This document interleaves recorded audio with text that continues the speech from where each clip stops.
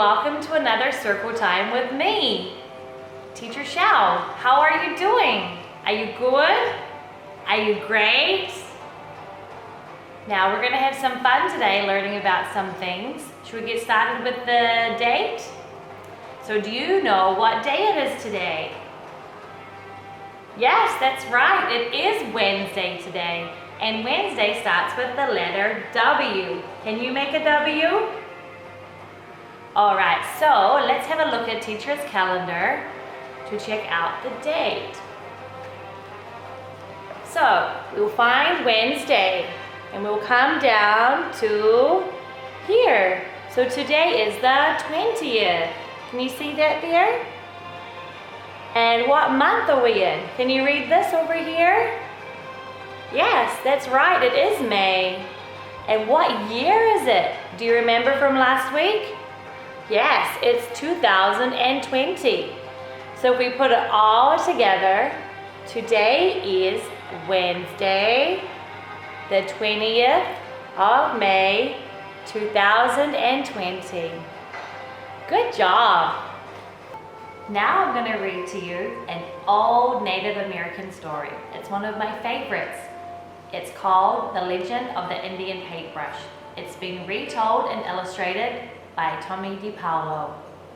At the end of the story, I'm going to ask you some questions, so you better pay attention. Let's get started. Many years ago, when the people traveled the plains and lived in a circle of teepees, there was a boy who was smaller than the rest of the children in the tribe.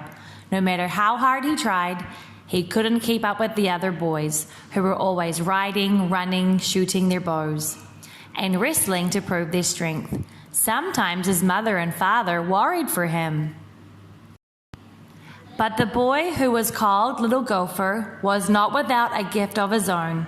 From an early age, he made toy warriors from scraps of leather and pieces of wood, and he loved to decorate smooth stones with the red juices from berries he found on the hills. The wise shaman of the tribe understood that Little Gopher had a gift that was special.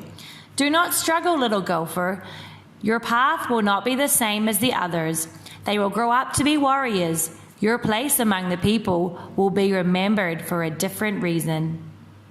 And in a few years, when Little Gopher was older, he went out to the hills alone to think about becoming a man, for this was the custom of the tribe, and it was there that a dream vision came to him.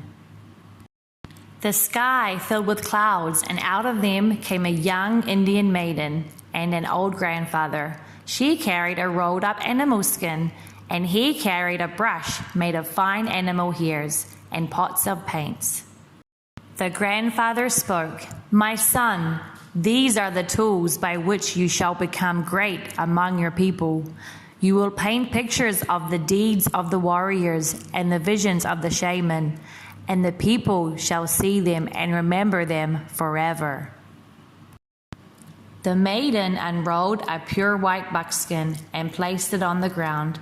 "Find a buckskin as white as this," she told him. "Keep it, and one day you will paint a picture that is as pure as the colors in the evening sky." And as she finished speaking, the clouds cleared, and a sunset of great beauty filled the sky. Little Gopher looked at the white buckskin, and on it he saw colors as bright and beautiful as those made by the setting sun. Then the sun slowly sank behind the hills. The sky grew dark, and the dream vision was over. Little Gopher returned to the circle of the people. The next day, he began to make soft brushes from the hairs of different animals and stiff brushes from the hair of the horses' tails. He gathered berries and flowers and rocks of different colors and crushed them to make his paints. He collected the skins of animals which the warriors brought home from their hunts. He stretched the skins on wooden frames and pulled them until they were tight. And he began to paint pictures of great hunts, of great deeds, and of great dream visions, so the people would always remember. But even as he painted, little Gopher sometimes longed to put aside his brushes and ride out with the warriors. But always he remembered his dream vision, and he did not go with them. Many months ago, he had found his pure white buckskin, but it remained empty because he could not find the colors of the sunset. He used the brightest flowers, the reddest berries, and the deepest purples from the rocks. And still his paintings never satisfied him. They looked dull and dark. He began to go to the top of a hill each evening and look at the colors that filled the sky to try and understand how to make them. He longed to share the beauty of his dream vision with the people. But he never gave up trying, and every morning when he awoke, he took out his brushes and his pots of paints and created the stories of the people with the tools he had.